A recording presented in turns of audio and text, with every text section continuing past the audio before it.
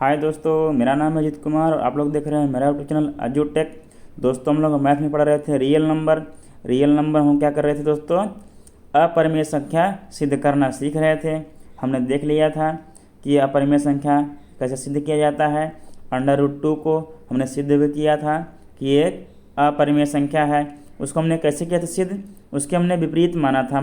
ठीक है, जो √2 एक अपरिमेय संख्या है, हमने मान लिया था पहले कि √2 एक परिमेय संख्या है। जब वो परिमेय संख्या हो गई थी तो उसको हमने p/q ग्रुप में लिख सकता था। ठीक है, उसके बाद q = 0 था। और एक मान लिया था हमने कि p व q थे क्या थे, को प्राइम नंबर। हमने आपको बताया भी था कि को प्राइम नंबर क्या होते हैं। अगर आपको नहीं पता है पिछला वीडियो जाके देखिएगा, पिछला वीडियो। ठीक है, अब दोस्तों हम लोग नेक्स्ट क्वेश्चन हल करने से पहले आप क्या करेंगे कि सबसे पहले आपसे रिक्वेस्ट करेंगे, ठीक है, कि अगर आप लोगों को वीडियो अच्छा लगेगा प्लीज़ लाइक कीजिएगा, सब्सक्राइब कीजिएगा और अपने दोस्तों में जरूर शेयर कीजिएगा। ठीक है, लाइक करना, सब्सक्राइब करना, अपने दोस्तों में शेयर करना ना भूलिएगा, ताकि हमारा चैनल भी ग्रो करता रहे और आप लोगों के लिए मैं वीडियो बनाता रहूं और आप लोग भी क्या करते रहें, ग्रो करते रहिए। आप लोग भी ग्रो करिए, हम भी ग्रो करते हैं। ठीक है, साथ साथ चलेंगे। ठीक है, क्योंकि मोदी जी का नारा है सबका साथ सबका विकास। ठीक है, तो आपका भी मेरा भी साथ है आपके साथ, आप भी मेरे साथ रहिए। आपका भी विकास हो, मेरा भी विकास हो। ठीक है, सबका साथ सबका विकास। ठीक है दोस्तों, चलिए टाइम वेस्ट नहीं करते हम लोग, चलते हैं अपने क्वेश्चन की तरफ। क्वेश्चन देखते हैं। कह रहा है दूसरा क्वेश्चन, सिद्ध कीजिए कि 3 + √5 एक अपरिमेय संख्या है। ठीक है, जिस प्रकार हमने पिछले क्वेश्चन में किया था उसी प्रकार इसमें भी करेंगे। देखिए, पिछले क्वेश्चन में हमने मान लिया था कि √2 एक अपरिमेय संख्या था, परिमेय संख्या मान लिया था। इसमें भी देखिए मान लिया 3 + √5 एक परिमेय संख्या है। ठीक है, जो उसने सिद्ध करने के लिए बोला हमने क्या किया, उसके विपरीत मान लिया कि माना 3 + √5 एक परिमेय संख्या है। जब कोई ये परिमेय संख्या हो गई इसे p/q के रूप में लिख सकते हैं। हमको पहले से पता, हमने डिफरेंशियल में देखा था। लेकिन जहाँ q ≠ 0 होना चाहिए, मतलब q 0 के बराबर नहीं होना चाहिए। एक मान्यता हमने और माना है यहाँ पे कि p व q को प्राइम नंबर हैं। ठीक है, को प्राइम नंबर हमने आपको बता दिया था। जैसे 2 हो गया था, 3 हो गया था, फिर था 3 था, 5 था। जब दो के जोड़े में संख्याएं ऐसी होती हैं जो या से खुद से डिवाइड होती हैं या फिर 1 से डिवाइड होती हैं। देखिए दोनों 2 और 3 1 से डिवाइड है, 3 और 5 1 से डिवाइड है। बाकी ये 2 खुद से डिवाइड है, 3 भी खुद से डिवाइड है। ठीक है, समझ गए आप लोग, मतलब जिनका एक ही गुणनखंड हो अपने के सिवा कौन, सिर्फ एक हो। ठीक है, उसको क्या कहेंगे, को प्राइम नंबर कहेंगे। तो मान लिया हमने इतना। अब आइए देखते हैं। ठीक है दोस्तों, अब देखिए 3 + √5 को p/q के रूप में लिख सकते हैं। हमने तब लिख लिया, देखिए 3 + √5 = क्या लिख लिया, p/q। ठीक है, अब इसको क्या करते हैं, समीकरण को हल करते हैं। देखिए 3 + √5 = p/q है। 3 को इधर से बाएं से दाएं तरफ लाएंगे। इधर देखिए 3 प्लस में, इधर क्या हो जाएगा, माइनस में हो जाएगा। तब आ जाएगा दोस्तों अपना √5 = p/q माइनस क्या हो जाएगा, 3 हो जाएगा। ठीक है, इतना हो गया। अब देखिए दोस्तों, p भी क्या है, एक पूर्णांक है, q भी एक पूर्णांक है और 3 भी क्या है, एक पूर्णांक है। और देखिए सबसे बड़ी बात क्या है, p/q क्या है, एक परिमेय संख्या है। क्या है, एक परिमेय संख्या है, जहाँ q = ≠ 0 बराबर है, मतलब 0 के बराबर नहीं है। अब देखिए -3, ये सभी क्या है, परिमेय संख्या है। कौन सी है, दाहिने तरफ की p/q -3 क्या है। देखिए यहाँ पे क्या क्या है, p भी परिमेय संख्या पूर्णांक है, q और 3, p q और 3 क्या है, पूर्णांक हैं। ठीक है दोस्तों, तीनों क्या है, ये पूर्णांक हैं। ठीक, आइए तब आगे देखते हैं। जब ये सभी के सभी क्या हैं, पूर्णांक हैं, तो क्या हो जाएगा दोस्तों, पेन कहाँ गया। चलिए दोस्तों आगे देखते हैं। कुछ टेक्निकल एरर आ गया था, तो एरर अभी सॉल्व हो गया है। अब देखते हैं आगे। देखिए दोस्तों, जब हो गया p q और 3 तीनों क्या हैं, पूर्णांक हैं, तो देखिए p/q तो पहले से परिमेय संख्या थी। जब परिमेय संख्या में से परिमेय संख्या घटाते हैं तो क्या आएगा, तो परिमेय संख्या आएगा, मतलब क्या हो जाएगा अब p अपान क्यू और -3 क्या हो जाएगा ये एक परिमेय संख्या है। ठीक है, क्या है ये एक परिमेय संख्या हो गया। तब क्या हो गया, एक परिमेय संख्या हो गया। जब दोस्तों देखिए दाएं तरफ का परिमेय संख्या हो गया तो बाएं तरफ का भी क्या हो जाएगा, अपना परिमेय संख्या हो जाएगा। √5 क्या हो जाएगा, परिमेय संख्या हो जाएगा। ठीक है, मतलब इसका मतलब निकला अर्थात √5 भी एक परिमेय संख्या है। ठीक है, क्या है, √5 भी एक परिमेय संख्या है। हमारा निष्कर्ष ये निकल के आया। ठीक है, जब बाएं साइड वाला दाएं साइड वाला पूरा हो गया परिमेय संख्या, तो बाएं साइड वाला भी क्या हो जाएगा, परिमेय संख्या हो जाएगा। क्योंकि हम लोग समान राशि वाले संख्या को घटाते हैं जोड़ते हैं, परिमेय को जोड़ेंगे घटाएंगे। ठीक है, अपरिमेय परिमेय रहेगा तो ऐसे ही रह जाएगा नॉर्मली। ठीक है, जब दाएं तरफ का परिमेय हो गया तो √5 भी क्योंकि इसके बराबर है, क्योंकि ये परिमेय संख्या है। अब परिमेय संख्या के बराबर है √5, तो ये भी क्या परिमेय संख्या हो जाएगा ना। ये तो लीजिए जैसे 2 मान लीजिए 7 लिख दिए +3 लिख दिए और बराबर यहाँ 10 लिखा हुआ है, तो कहेंगे ना आप लोग जब ये 10 7 3 10 है तो ये भी 10 है। मतलब जब ये परिमेय संख्या हो गई दाएं वाला तो बाएं वाला भी क्या हो जाएगा, परिमेय संख्या हो जाएगा। ठीक है, कहने का मतलब वही है, मतलब कि कुछ को बराबर है, इसके क्या है, बराबर है। तो जब ये परिमेय संख्या हो गई ये भी परिमेय संख्या हो जाएगी, क्योंकि 7 + 3 देखिए हमने 10 किया, यहाँ बराबर 10 था। जब ये 10 हुआ तो ये भी 10 हुआ। ठीक है, दोनों 10 ही हुए। इसी प्रकार जब यहाँ पे भी है p - q/3 = √5 आ रहा है, जब ये दाहिनी तरफ वाला क्या हो गया, परिमेय संख्या हो गया, तो बाएं साइड वाला भी क्या हो जाएगा, परिमेय संख्या हो जाएगा। इसी प्रकार से। ठीक है, इतना समझ गए आप लोग। जब इतना समझ गए तो आइए आगे देखते हैं। इसी प्रकार तब क्या हो गया, √5 भी एक परिमेय संख्या है, जो कि हमको जो माने थे इसका विरोधाभास, लेकिन हमको पहले से पता है कि क्या है, √5 क्या है, एक अपरिमेय संख्या है, जो इस तथ्य का विरोध कर रहा है कि √5 परिमेय संख्या है। आइए दोस्तों देखते हैं तो क्या कैसे लिखेंगे। हम तो पता कर लिए कि यह परिमेय संख्या है, अब फाइंड करते हैं कैसे लिखना है। आइए दोस्तों देखते हैं हमारा क्या प्राप्त हुआ था। अभी हमने क्या प्राप्त किया कि √5 एक परिमेय संख्या है, लेकिन हम जानते हैं कि √5 एक अपरिमेय संख्या है जो कि प्राप्त हुए तथ्य का विरोध करता है। ठीक है, हमने तथ्य क्या प्राप्त किया कि √5 एक परिमेय संख्या है, लेकिन √5 एक अपरिमेय संख्या हमको पता है पहले से, इसलिए जो हमने तथ्य प्राप्त किया वो क्या कर रहा है, इसका विरोध कर रहा है। ठीक है, मतलब गलत प्राप्त किया हमने।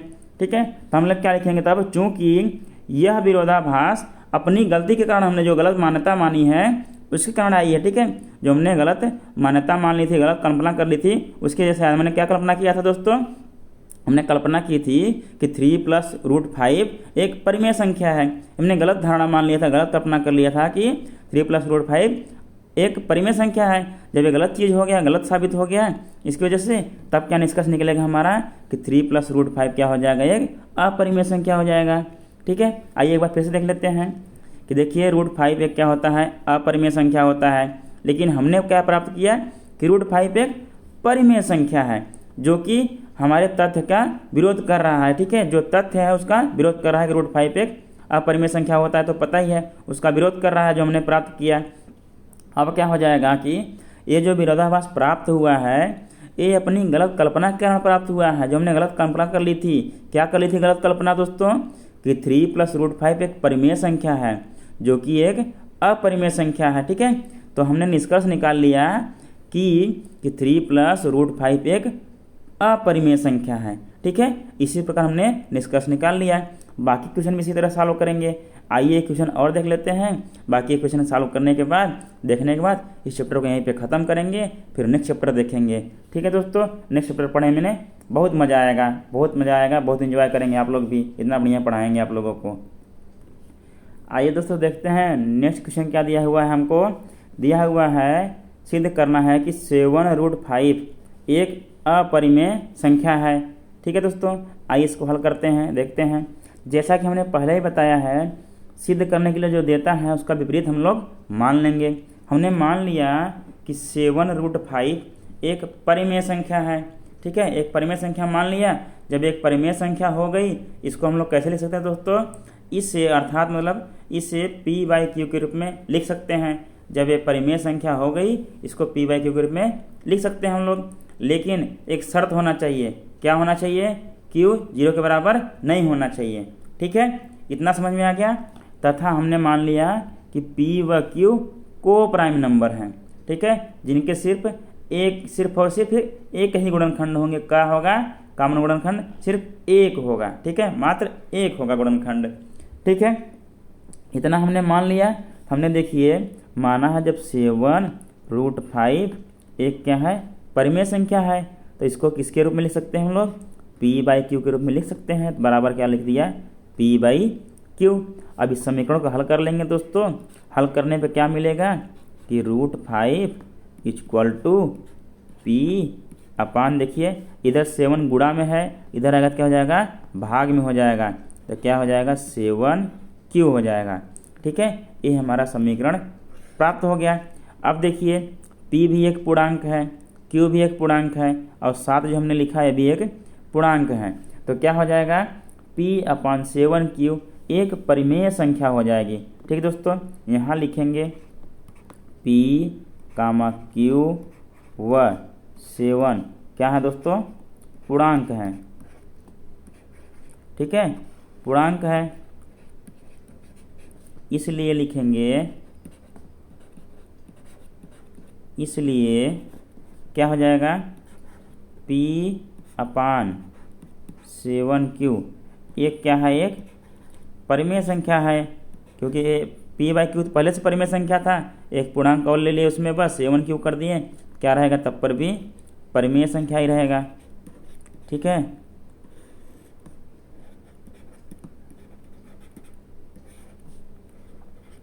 जब ये परिमेय संख्या हो गया तो इसके बराबर में देखिए √5 है।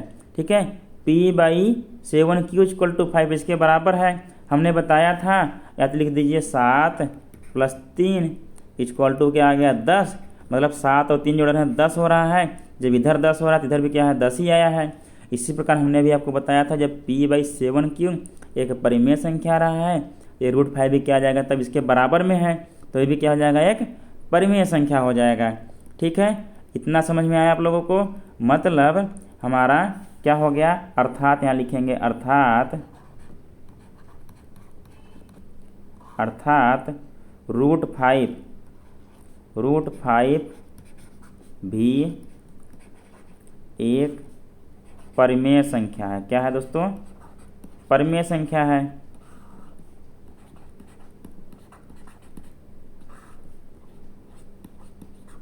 देखिए दोस्तों, √5 भी एक परिमेय संख्या हो गया। फिर से हमारा क्या हो गया, तथ्य गलत आ गया। ठीक है, हमने क्या मान्यता गलत मान ली, तथ्य गलत आ गया। चूंकि हम लोग जानते हैं √5 क्या है, एक अपरिमेय संख्या है।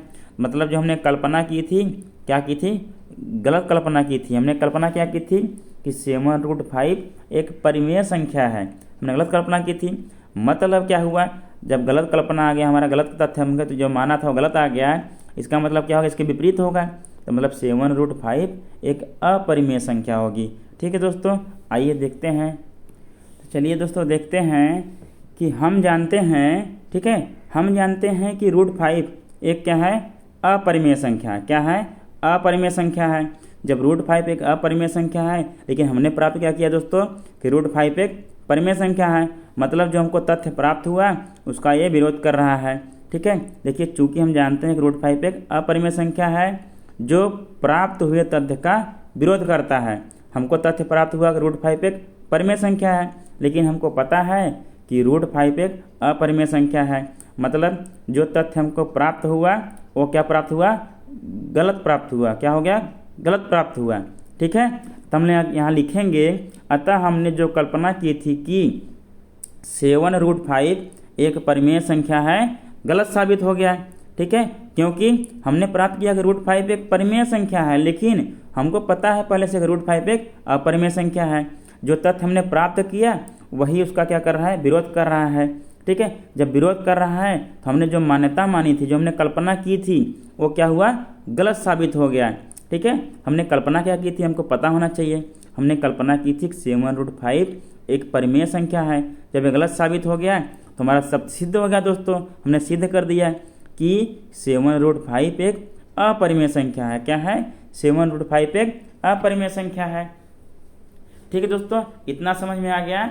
हम लोगों ने दोस्तों क्या किया, हम लोगों ने पढ़ लिया रियल नंबर। ठीक है, हमने सिद्ध करना सीख लिया कैसे सिद्ध करेंगे कि ये परिमेय संख्या है या अपरिमेय संख्या है कि नहीं है। हमने ये भी देखा परिमेय संख्या क्या होती है, अपरिमेय संख्या क्या होती है। ठीक है, हमने गुणनखंड विधि से और भाग विधि से, दोनों विधि से हमने लस और मस निकालना सीखा, अच्छे से सीख गया। ठीक है, अगर जिसको नहीं आया होगा वो कमेंट करेगा, उसको हम फिर से बताएंगे। ठीक है दोस्तों, अब हम लोग क्या करेंगे, इसको यहीं पे ख़त्म करेंगे। अब इसके बाद क्या पढ़ेंगे दोस्तों, हम लोग बहुपद पढ़ेंगे। क्या पढ़ेंगे नेक्स्ट चैप्टर में? बहुपद पढ़ना स्टार्ट करेंगे। ठीक है, बहुपद का मतलब क्या होता है दोस्तों, जिसमें एक से ज़्यादा पद हो, उसे क्या कहेंगे हम लोग? बहुपद कहेंगे। ठीक है, ठीक दोस्तों, हम लोग क्या करेंगे, बहुपद पढ़ेंगे, फिर रैखिक बहुपद पढ़ेंगे, द्विघात बहुपद पढ़ेंगे। ठीक है, इसी प्रकार से टॉपिक पढ़ते जाएंगे अपना। ठीक है, आलेखित करेंगे, उसमें कैसे कैसे क्या करना है, ग्राफ बनाएंगे, सब कुछ करेंगे, लेकिन जो भी करेंगे अच्छे से करेंगे। ठीक है दोस्तों, आप लोग भी क्या करिएगा, प्रिपरेशन अपना कर लीजिएगा क्या पढ़ने के लिए, बहुपद। बहुपद एकदम बढ़िया से पढ़ना है। बहुपद पढ़ लिए तो सब पढ़ लिए। ठीक है दोस्तों, चलिए ठीक है, धन्यवाद। अगर आप लोगों को वीडियो अच्छा लगेगा प्लीज़ लाइक कीजिएगा, सब्सक्राइब कीजिएगा और अपने दोस्तों में जरूर शेयर कीजिएगा। ठीक है दोस्तों, हम लोग अगला चैप्टर स्टार्ट करेंगे जो कि बहुत ही अच्छा है, एग्जाम में भी पूछा जाएगा। आप लोग भी पढ़ के क्या करेंगे, खुश हो जाएंगे कि हाँ सर बहुत अच्छा चीज़ पढ़ा रहे हैं, बहुत बढ़िया पढ़ा रहे हैं, और आप लोगों को समझ में भी अच्छे से आएगा। ठीक है दोस्तों, धन्यवाद।